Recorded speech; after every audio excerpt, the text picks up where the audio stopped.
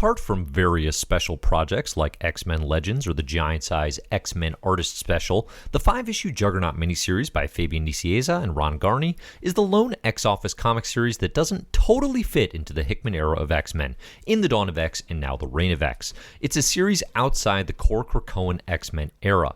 Nonetheless, the focus on the non-mutant Cain Marko, Juggernaut, does address the longtime X-Men antagonist and sometimes member's status in the Krakoa era, including some interesting observations about the mutant nation. Today I'll answer: how does Krakoa stop the Juggernaut?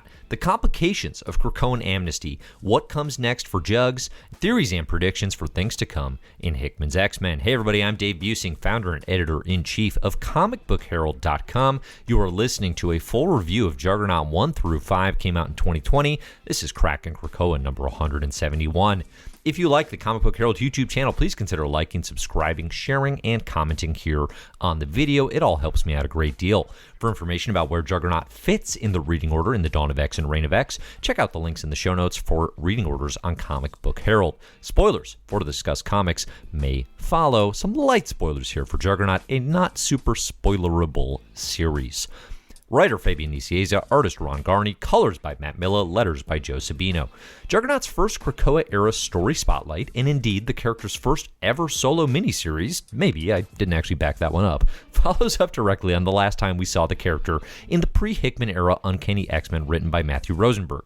In the build to the X-Men's final confrontation in that run, Juggernaut attempts to take down a dark child-possessed Ilyana Rasputin, only to have magic remove Jug's gem of Sidorak, and as we learn in the mini, send him powerless to an empty, desolate pocket of limbo. Okay, the limbo, the realm where magic rules. The Juggernaut mini spends its 5 issues alternating between explaining how Juggernaut went from powerless in limbo back to his new and improved armor look, and his attempt to find a new role for himself, working for damage control in Demolition, and ultimately taking on the case of protecting a young teenager who may just be a mutant. It's far from essential, but Nicieza, Garney, and the team do a solid job tying the character to various corners of the Marvel Universe, including Krakoa, the Immortal Hulk, Hydra, and more. Okay, do you need to read Juggernaut to understand what's going on in the Hickman era of X-Men? No, but is it interesting to know what's going on with this character who's long been a part of X-Men?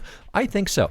Historically, the role of Juggernaut has progressed from that of a classic Silver Age supervillain. Truly, my favorite Stan Lee and Jack Kirby issues of X-Men are the debut of Juggernaut, a beautiful blend of impending horror and Charles Xavier's secret evil stepbrother, to work for hire henchman to on and off again reformed hero, joining up with the X-Men at various times throughout the 2000s, including the aforementioned most recent run on Uncanny X-Men written by Matt Rosenberg. As a result, Nicieza and team are dealing with a somewhat complicated question, namely, what do you do with Cain Marko during the Krakoan era of X-Men? He's been the villain, he's been the anti-hero, he's been the hero, now what? It's a substantially less complicated and nuanced version of Magneto's oscillating allegiances throughout X history, and ultimately what Nicieza and team attempt to do is carve out space that is uniquely Juggernauts to own, right? What is specifically a Juggernaut story? What does it mean for Cain Marko to be out on his own? The first major question with Juggernaut is, of course, how will he reintegrate into Mutant Society, given recent allegiances, and of course his relationship with Professor X. During one of the flashbacks sprinkled throughout the mini, we see that Cain connects telepathically with Charles Xavier, and the professor tells him in no uncertain terms that Jugs is not welcome on Krakoa, and that it is for mutants only. It's not said with malice per se, but it's also not unbelievable that Professor X, as evolved and on a new wavelength as he is, wouldn't really want to spend more time with his childhood tormentor than absolutely necessary. It's kind of the Peter Parker befriending Flash Thompson of the X-Men universe, and you know what? I'm fine with Charlie holding that grudge a little tighter than the altruistic turn the other cheek heads would advocate, when it comes to Cain Marko, this brother of his, stepbrother, who bullied him throughout his entire childhood. There is a question here, though, if Professor X is really telling the full truth, because as we know, non-mutant characters can absolutely visit Krakoa with a mutant chaperone, a la Brian Braddock, maybe Brew, Shogo, and a smattering of others. Plus, as the patron saint of Krakoa, clearly if Professor X wanted Cain Marko to spend some time on Krakoa, he could make it happen. Indeed, in talking with Fabian Nicieza during my interview here on the channel, which I highly recommend people check out if you want to hear more about this series, Nicieza confirmed that this particular scene was written very early in the House and Powers formative stages of the Hickman era of X-Men, and that he's well aware Krakoan leniency towards non-mutant visitors has changed since this sequence was written.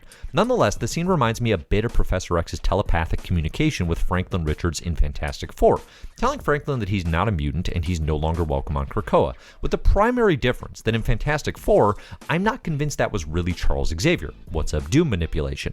And in Juggernaut, yeah, that absolutely works as Chuck, as this stepbrother who has perfectly valid reasons to hold fast on that only mutants idea, especially when it comes to Cain Marko.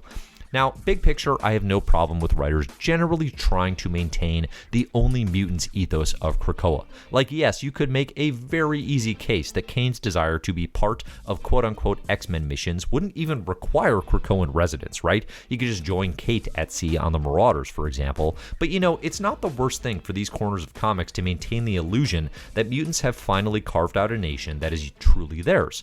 So in the case of Juggernaut, ultimately, it's borders and international treaties that stop the Juggernaut, right? That is how Krakoa keeps him out, with gates that not even Juggernaut can charge through. True for X-adjacent characters too, like Juggernaut, but also like Deadpool, who basically Krakoa is just like, yeah, we just don't want you here. There's a general consensus.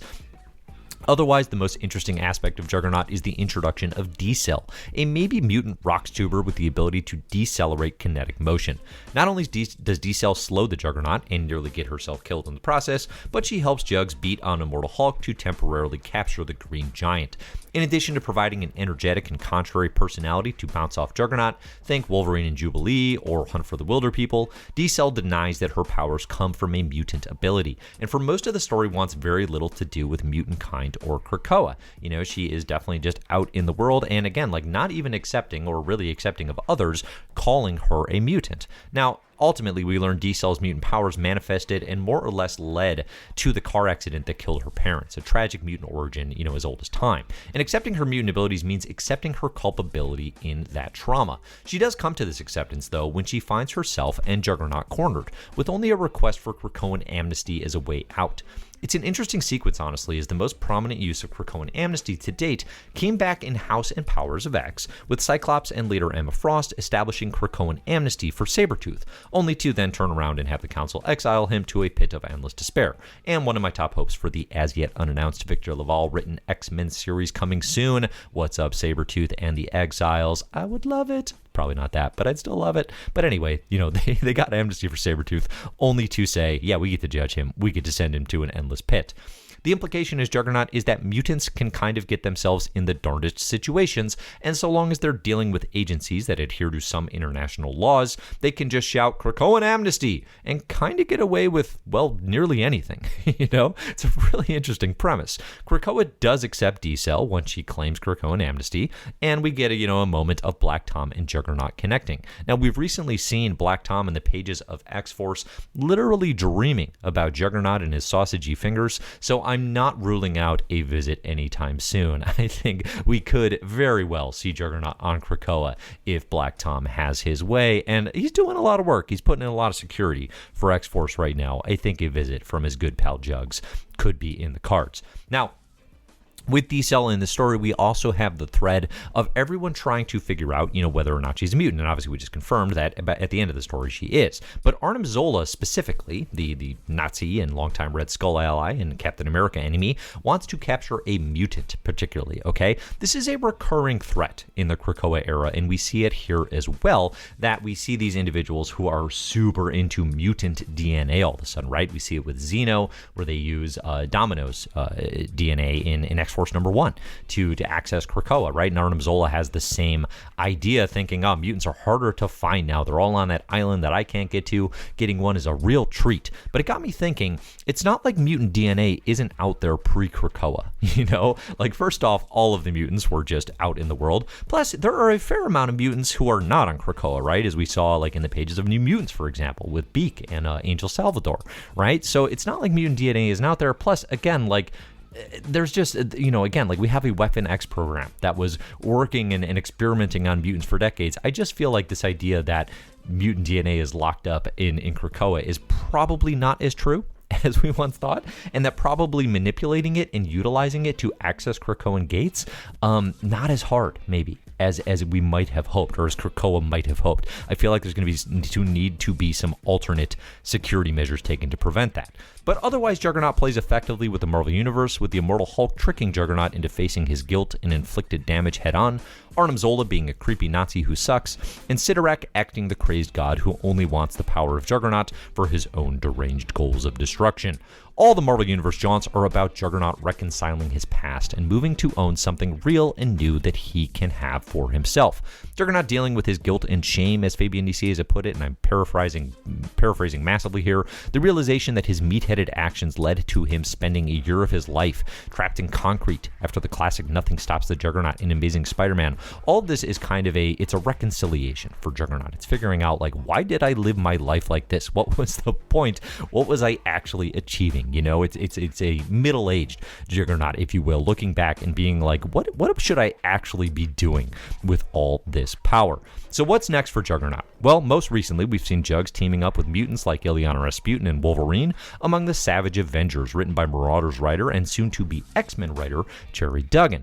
Now, Jugs teaming up with Conan the Barbarian's non-Avengers team kind of does feel like a close fit to what Nicieza and the team had in mind in the Juggernaut mini, but again, it's kind of Juggernaut playing at the whims of others, right? It's kind of him working for madmen and gods, as Nicieza puts it, when you have all these Avengers and super-powered players and Juggernaut diving from the sky into fierce, supernatural dragons, right? I do think that runs somewhat counter to the intent of this miniseries, which again is about capturing and grabbing space that is uniquely Juggernaut's own. It's letting this character, Cain Marko, actually be in control for once. I think the real intent of the mini, it ends on the last page with the cliffhanger that is not super unclear. It's to set up what Nicieza described as, perhaps unintentionally, Juggernaut and the Unstoppables, okay? In our interview, which I think would be a really cool sequel and follow-up to have Juggernaut and his Unstoppables, this group of almost a Thunderbolts-like unit of maybe former anti-heroes, of former villains, except not with the Nazi scientist, very clear. Arnim Zola does not get to play.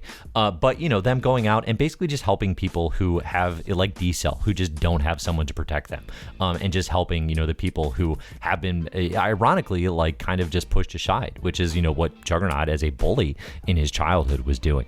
So there you have it. That's Juggernaut 1 through 5, the miniseries. It's an interesting read. If you skipped over it because it's not kind of part of the core X-Men titles, I would recommend checking it out, going back. I do think it's an interesting read. Again, it's fairly quick. Nicieza and Garney, they work on the 5 issues are all connected, but they all do kind of stand alone in terms of the different corners of the Marvel Universe they're playing with in an effective way. So check it out. I'll include links and all that fun stuff in the show notes. If you like this review, I'm Dave Busing. You can find my stuff at comicbookherald.com, at comicbookherald on social. Again, look on the subscribe to the channel here, please like, and if you want to check out that full interview with the writer of this series, Fabian Nicieza, highly recommend you do that. That's on the Comic Book Herald YouTube channel as well. Otherwise, thanks so much everybody for listening. Let me know your theories, your comments, any ideas that this sparked here in the comments on the video. Otherwise, I will talk to you again soon. Enjoy the comics.